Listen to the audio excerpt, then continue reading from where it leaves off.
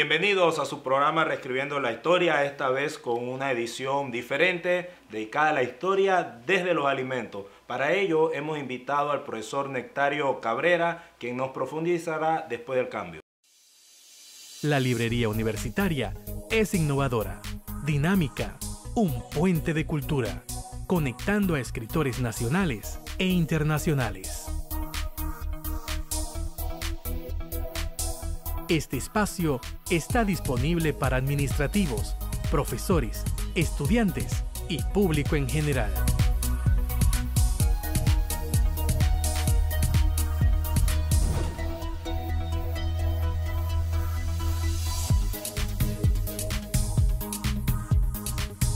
Librería Universitaria. Bienvenido, profesor Nectario, a Reescribiendo la Historia. Un gusto tenerlo acá. Esta vez un programa diferente dedicado a la historia desde los alimentos. ¿Qué opinión tiene el experto al respecto de este tema? Bueno, mucho gusto, Jonathan. Bueno, hablar de los alimentos es muy largo. Vamos a tratar de resumir lo que queremos.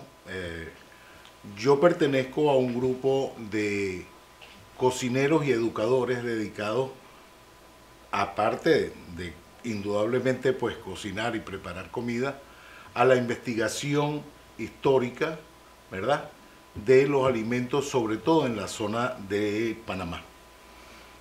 Durante el 2018 nos estuvimos recorriendo todo el país dictando clases desde Iná de Tocumen hasta Iná de Changuinola.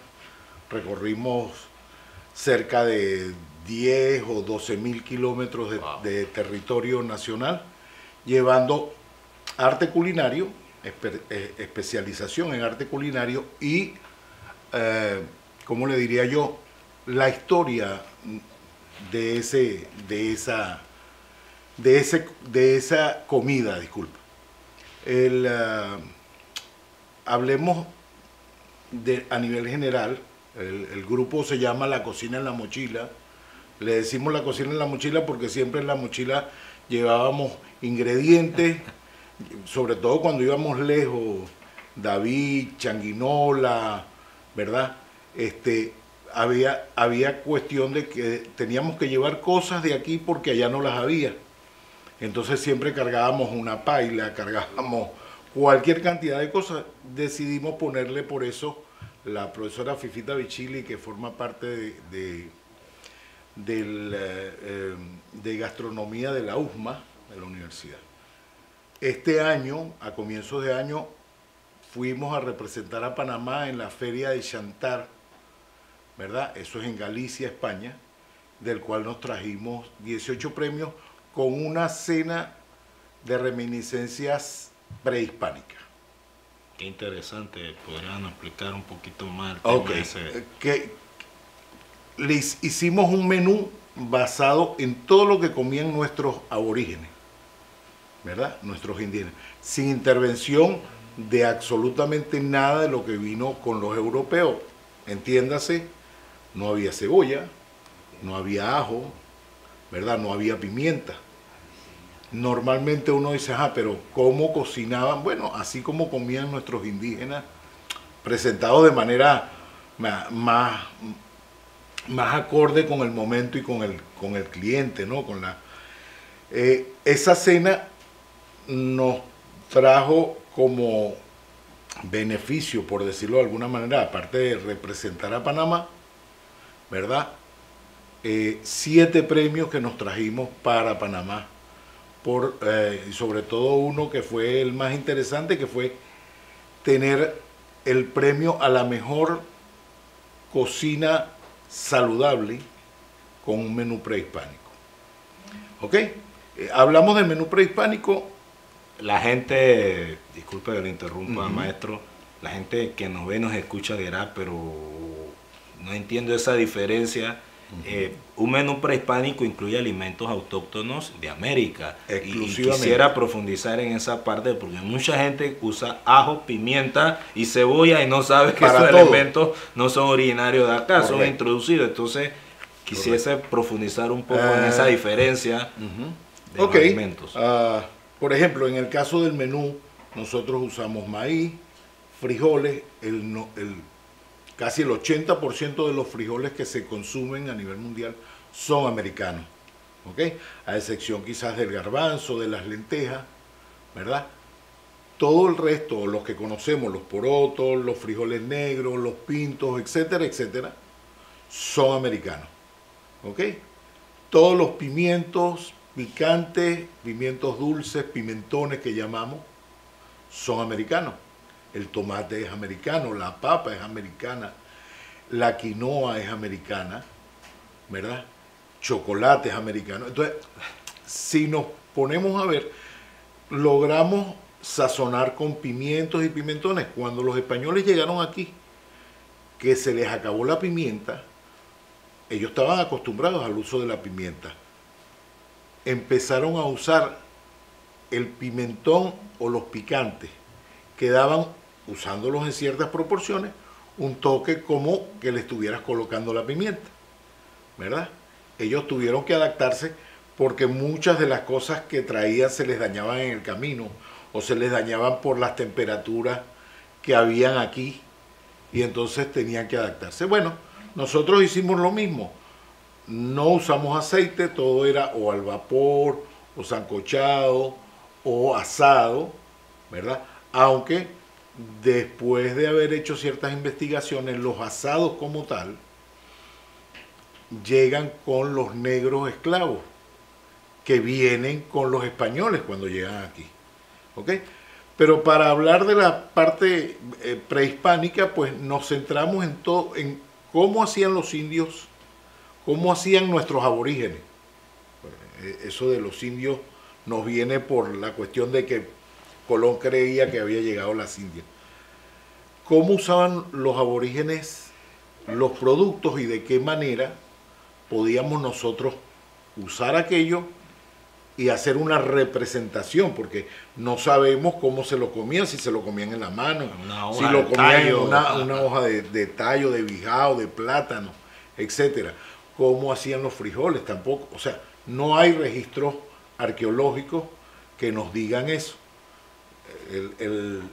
La investigación nuestra ha sido, sí, apoyada por inclusive un antropólogo de aquí de la Universidad de Panamá, el licenciado Abner Alberda, que hoy en día está en México.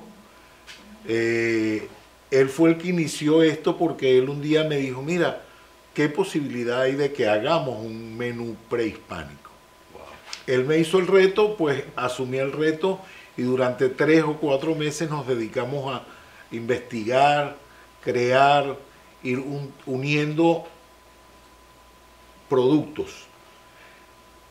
Y unimos productos de toda la América. No nos quedamos nada más en productos panameños porque era muy difícil nada más decir, ajá, un producto panameño y con eso vamos a preparar una cena de 4 tiempos con una entrada, un plato fuerte o 2 platos fuertes y un postre, ¿verdad?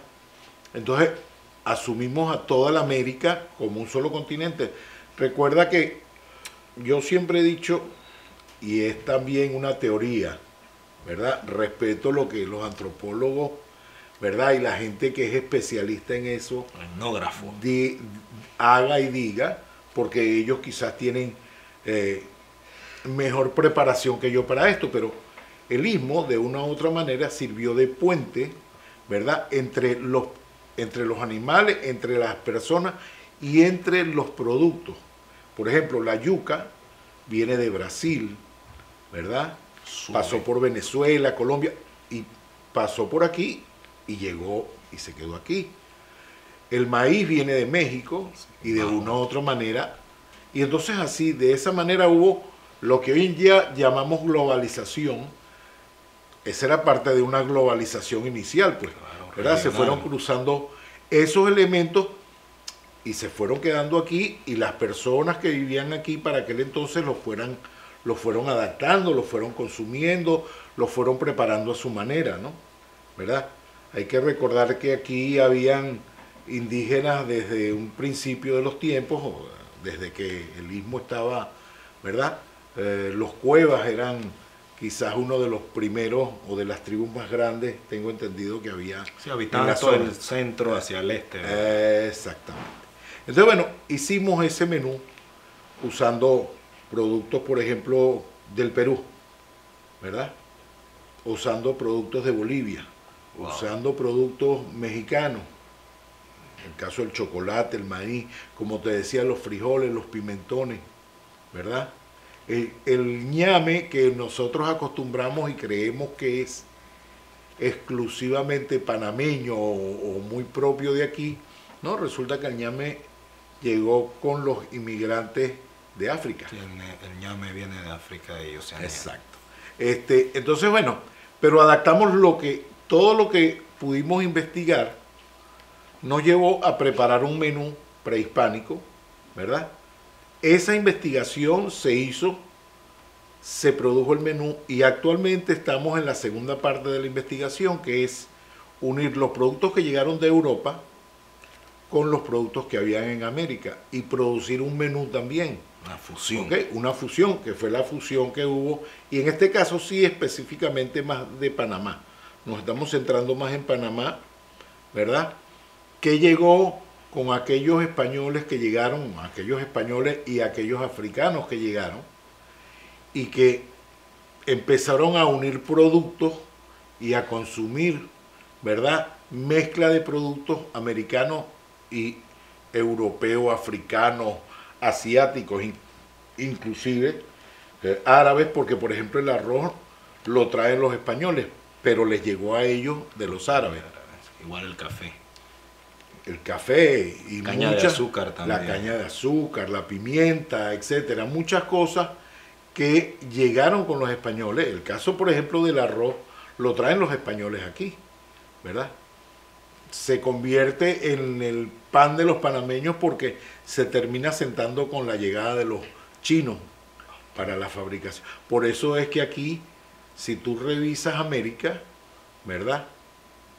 Si nos vamos a una historia indígena que es el Popol Vuh, que dice que los americanos somos hombres de maíz, porque casi toda la América, inclusive en Norteamérica, se come cualquier cantidad de maíz, Sí, ¿verdad? correcto. Somos hombres de maíz. Tú llegas aquí, consigues el choque de que en Panamá, inclusive en Costa Rica, se consume más arroz, pero es por las influencias que tuvieron de los españoles por un lado y luego de Los chinos. chinos, ¿no? En el caso panameño. Una inquietud. ¿Por qué entonces en Panamá consumen tanto maíz amarillo? Y yo he ido a Centroamérica, he ido a Sudamérica, modestia aparte, y allá se consume maíz blanco y todos los demás tipos de maíz. Y en menor medida el amarillo. Pero ¿por qué entonces en el Istmo? Tengo esa duda, Mira, y la gente también, ¿no? En Venezuela y Colombia también se consume maíz amarillo, como dices tú. Se consume más en el campo, es menor la proporción en cuanto al maíz blanco porque se ha industrializado más el maíz blanco. En el caso del maíz amarillo, o del maíz blanco, perdón, que también usan mucho el mexicano, ellos crearon lo que se llama la mixtamalización del maíz. Okay. Para conservarlo, por las grandes cantidades que producían, ¿verdad? Ellos usaron que es simplemente pasarlo por cal, el pelarlo, o sea, hacerle un proceso de secarlo y pelarlo con cal. De esa manera el maíz queda muy seco y se mantiene más, no tiende a podrirse. El maíz amarillo, inclusive el maíz nuevo o el maíz amarillo seco, tiende a dañarse más rápido. ¿Ok? Ahora ¿Ok?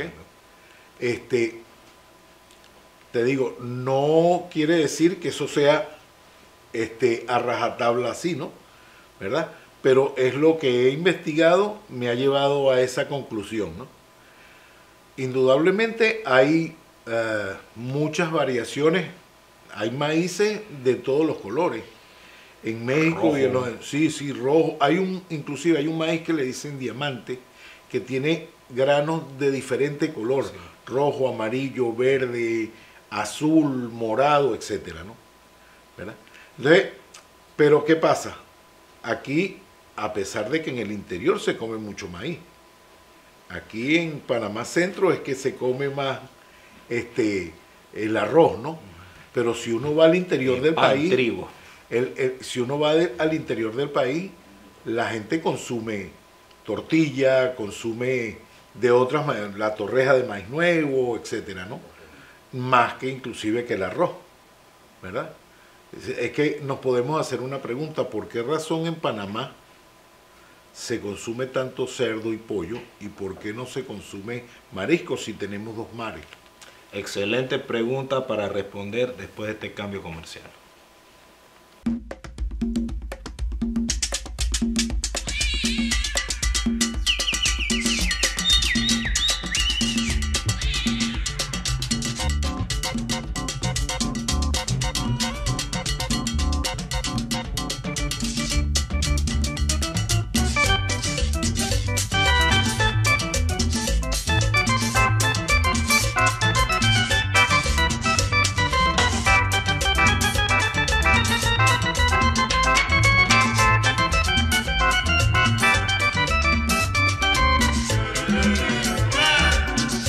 Bueno, para mí estudiar aquí en Bocas del Toro ha sido muy factible, ya que vivo a 4 minutos de aquí, trabajo aquí mismo, tengo mi familia.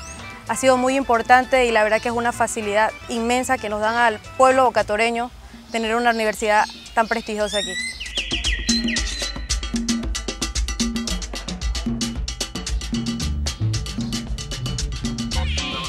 Muchas personas aquí en Boca del Toro piensan que no existe una oferta académica variada. Yo decidí estudiar en la Universidad Nacional y encontré la carrera que me facilitaba, que era odontología. Monsotre merida a un embrare. Timu jura no baire nede. Chagino la Boca del Toro nede. Acre hatotige nede. Nuevo dividi. Ari no hay hagone cubare. Timu jura no baire. Ya no es necesario viajar a otras provincias o viajar a Panamá para estudiar. Tenemos una gama de carreras que ustedes puedan participar con nosotros para su beneficio y su futuro profesional. Los exhorto a que todos participen con nosotros, se inscriban en los procesos de admisión y puedan adquirir una excelente formación, pues tenemos los laboratorios, los insumos y los profesionales de alto nivel que podrán garantizar un aprovechamiento académico al 100%. Los invito a que participen en el Centro Regional Universitario de Bocas del Toro.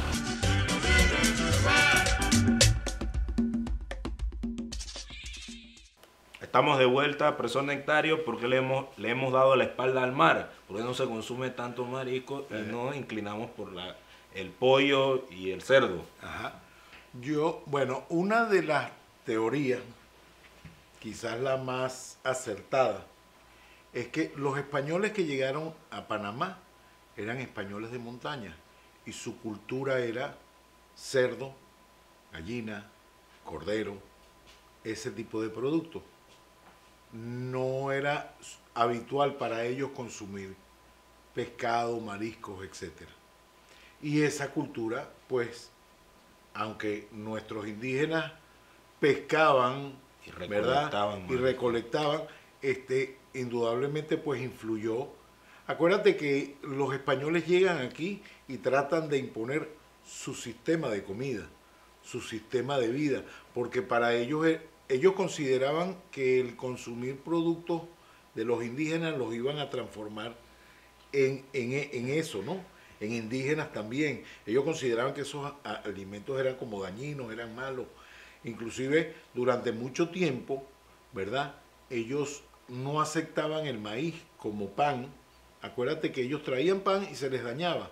La humedad, el ambiente, todo se le ponía mohoso, el vino se le avinagraba. La harina se le dañaba. La harina se le dañaba. Entonces, ellos empezaron a consumir casabe, que quizás no estaba aquí, no se producía aquí, pero les llegaba de Cuba, ¿verdad? Cuba era como quien dice el proveedor de tierra firme en aquel momento. Ya Cuba tenía toda una población dedicada a una serie de cuestiones, inclusive otros productos llegaban del Reinato del Perú. En caso del Perú, por ejemplo, el primer vino que llegó aquí a Panamá llegó del Perú. Wow. ¿Verdad? Que se producía vino allá. y la primera harina buena que pudieron ellos utilizar llegaba del Perú, que tenía una connotación muy religiosa porque la usaban, aparte del pan, para hacer las hostias. Era el clima templado del Perú. Entonces, exacto. Entonces, ¿qué pasa? Nos influenciaron gente que venía con una cultura. Si yo llego aquí, te consigo a ti, y tú comes arroz, pero yo desde pequeño, siendo yo extranjero, te empiezo a meter la arepa. Tú creces con ese gusto. Ese es un gusto que te va creando y que se va quedando en el ADN de uno. En el caso del panameño, pues el arroz no es panameño, pero llegó con los españoles, se acentuó más con los chinos, y llegó un momento en que para el panameño, si no hay arroz no hay comida. No hay comida. Exactamente, puede tener la carne, el pollo, lo que sea, pero el acompañante siempre es el arroz. Sí. Tú no te ves comiendo un sancocho panameño si no tienes tu taza de arroz al lado. Y teniendo ambos océanos donde podemos explotar los mariscos, pero se han quedado rezagados. Exactamente. Entonces, esa es una de las razones por las que no hemos, o no se ha en Panamá acentuado una industria pesquera. O sea, uno va, por ejemplo, a Europa, a España, Barcelona, Madrid, y eso es marisco y pescado por donde sea, ¿verdad? Y así por el estilo, en muchos países. Pero aquí ni siquiera en la costa, ¿verdad? Porque tú vas a las costas y la gente, como estaba diciendo, exacto, se come en ciertas épocas que viene, hay un consumo un poco más alto, pero no hay ese desarrollo pesquero que deberíamos tenerlo. Es más, hay flotas de barcos pesqueros aquí en Panamá que pescan para llevárselo afuera. Sí. Y el marisco aquí carísimo. Ese es algo también que uno a veces no entiende, ¿no? Pero bueno, esos son ya cuestiones de política y de economía que no creo que vayamos al tema. Profesor, por otro lado, hablemos del banquete. El banquete premiado, banquete prehispánico con elementos autóctonos. ¿Cómo fue confeccionado ese manjar? Ok, bueno, ahí le debo dar gracias al chef Oregni Romero, el chef ejecutivo del Hotel del Panamá, que me ayudó mucho con respecto al diseño, ¿no?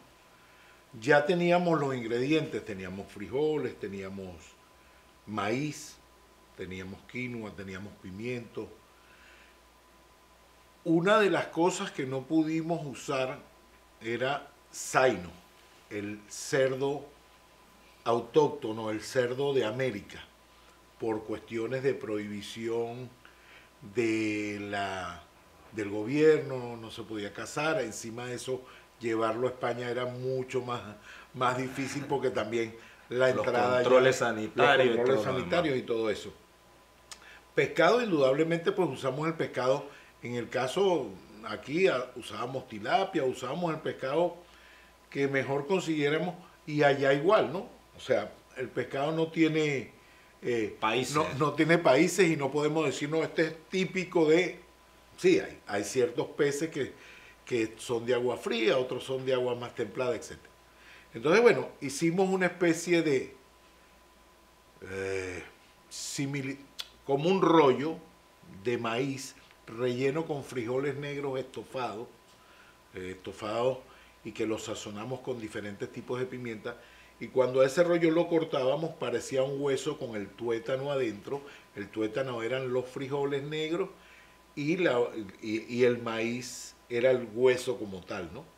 Ese era uno de los platos que tenía de acompañamiento una salsa o culis, como le decimos los cocineros, hecho con pimientos asados, con pimentones asados, ¿verdad?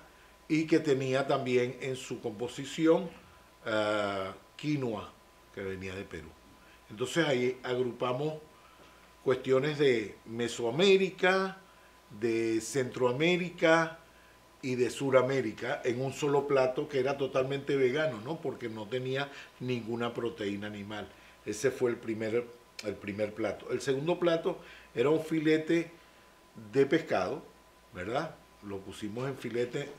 Los indios no tenían filete, indudablemente, ¿no? Los aborígenes. Pero para presentarlo delante de un público con ciertas características, tú no podías llevar un pescado entero. Entonces pusimos un filete, colocamos una hoja de bijao o plátano. Para eso tuvimos que llevarnos de aquí cerca de 1000 trozos de hoja De bijao. entre bijao y plátano, ¿verdad? Listas, empacadas al vacío para ponerlas sobre el plato. Encima del plato pusimos un puré que podía ser de papa, la mayoría de las veces fue de papa.